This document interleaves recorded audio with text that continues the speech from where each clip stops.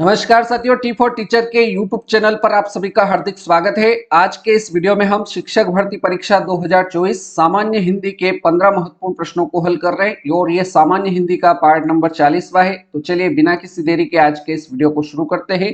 Video महत्वपूर्ण रहेगा, इसलिए वीडियो को पूरा देखिए। वीडियो पसंद आए तो वीडियो को लाइक करें, शेयर करें अपने साथियों तक, और अभी तक चैनल पर नए हो तो चैनल को सब्सक्राइब कर लीजिए ताकि ऐसे नए वीडियो आपको मिल सके और आप बहुत ही शानदार तैयारी कर सके। चलिए आज के इस वीडियो के पहले प्रश्न की ओर बढ़ते हैं। पहला प्रश्न दे रखा है, जो आंखों के सामने न हो, जो आंखों के सामने न हो उसके लिए उपयुक्त शब्द बताना है। प्रत्यक्ष, विपक्षी, परोक्ष या फिर इनमें से कोई नहीं। तो साथियों इसका करेक्ट आंसर हो जाएगा जो आंखों के सामने न हो उसके लिए एक शब्द होता है परोक्ष।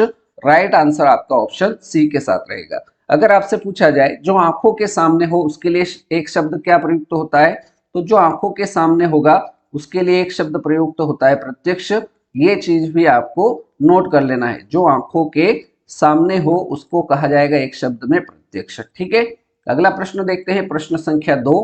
प्रश्न संख्या 2 है, हरिओम शब्द में कौन सी संज्ञा है। यहाँ पर हमारे पास शब्द है हरिओम और इस शब्द में आपको बताना है कि कौन सी संज्ञा है। द्रव्यवाचक संज्ञा है, व्यक्तिवाचक संज्ञा है, समूहवाचक है या फिर भाववाचक संज्ञा है।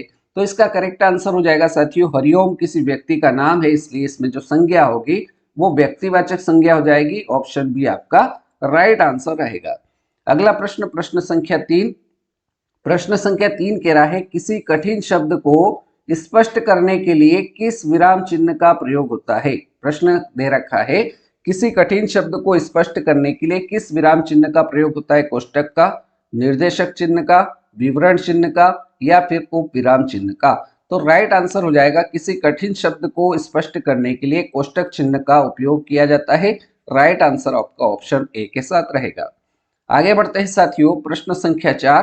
प्रश्न संख्या 4 दे रखा है, साधु शब्द का स्त्रीलिंग शब्द है। साधु का आपको यहाँ पर स्त्रीलिंग शब्द बताना है, तो साधु शब्द का स्त्रीलिंग शब्द जो रहेगा वो साध्वी रहेगा। ऑप्शन डी हमारा बिल्कुल सही आंसर रहेगा। अगला प्रश्न, प्रश्न संख्या 5।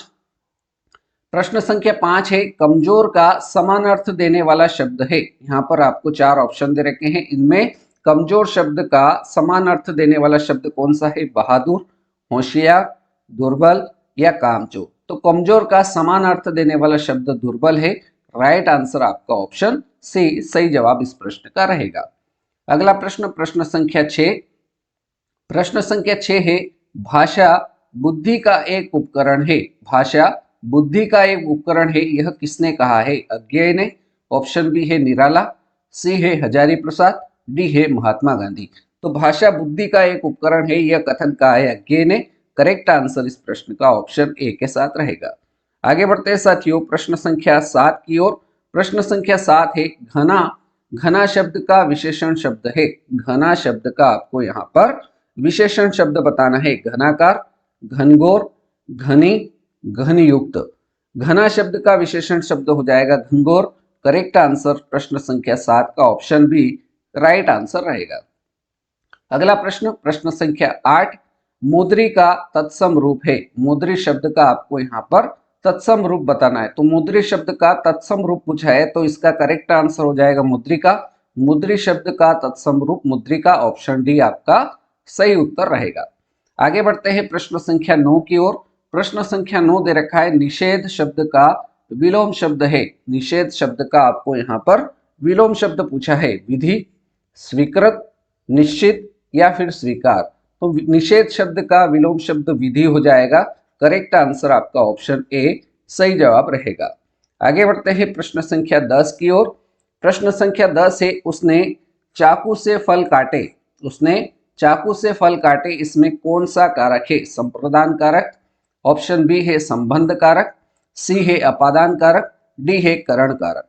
तो उसने चाकू से फल काटे, इसमें जो कारक होगा वो आपका करण कारक हो जाएगा। करेक्ट आंसर आपका ऑप्शन डी सही जवाब रहेगा। क्यों? क्योंकि जो है कर्ता ने कर्म को करण से, यहाँ पर से आया इस कारण से, इसमें जो कारक रहेगा वो करण कारक रहेगा। अगर पूछा जाए कारक कितने प्रकार के होते हैं, तो आपको याद होगा साथियों कारक कितने प्रकार के बताना है, 8 प्रकार के बता देना है। ठीक है, चलिए अगले प्रश्न की ओर बढ़ते हैं। प्रश्न संख्या 11। प्रश्न संख्या 11 दे रखा है, प्रत्येक छंद में कम से कम कितने चरण होते हैं? प्रत्येक छंद में कम से कम कितने चरण होते हैं? 4 होते हैं, 6 होते हैं, 3 होते हैं या फिर 5 होते हैं? तो इसका करेक्ट आंसर हो जाएगा साथियों, प्रत्येक छंद में कम से कम 4 चरण होते हैं। ऑप्शन ए हमारा सही जवाब रहेगा।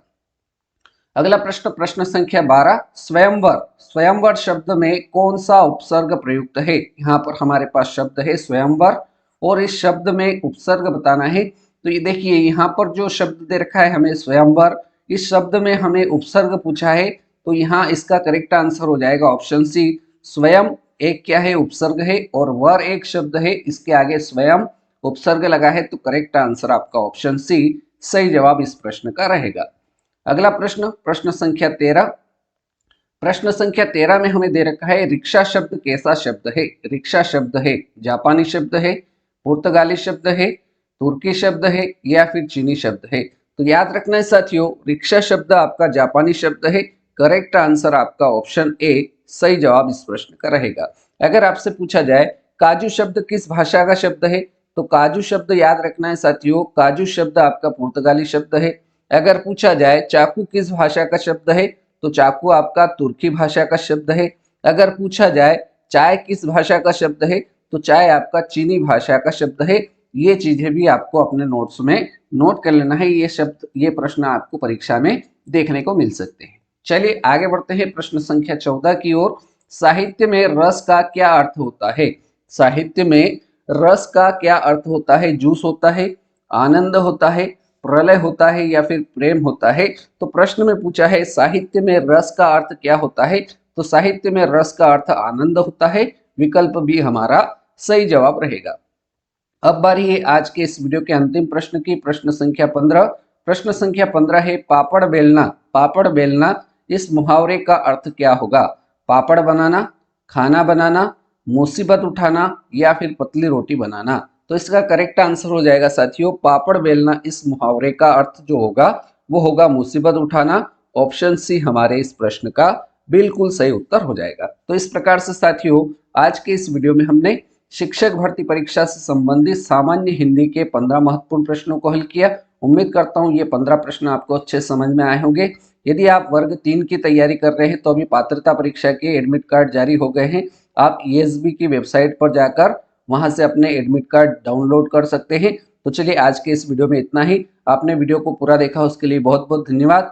अगर वीडियो अच्छा लगा हो तो वीडियो को लाइक कर दीजिए, अपने सारे दोस्तों तक इसको शेयर कर दीजिए, और अभी तक चैनल पर नए हो तो चैनल को सब्सक्राइब कर लीजिए ताकि आपकी नए वीडियो जब भी आए उसका नोटिफिकेशन आपको मिल सके और आप बहुत ही शानदार तैयारी कर सके और आपका सिलेक्शन हो सके। तो आज के इस वीडियो में इतना ही। अगले वीडियो में मिलते हैं ऐसे नए प्रश्नों के साथ। तब तक के लिए जय हिंद, जय भारत, वंदे मातरम।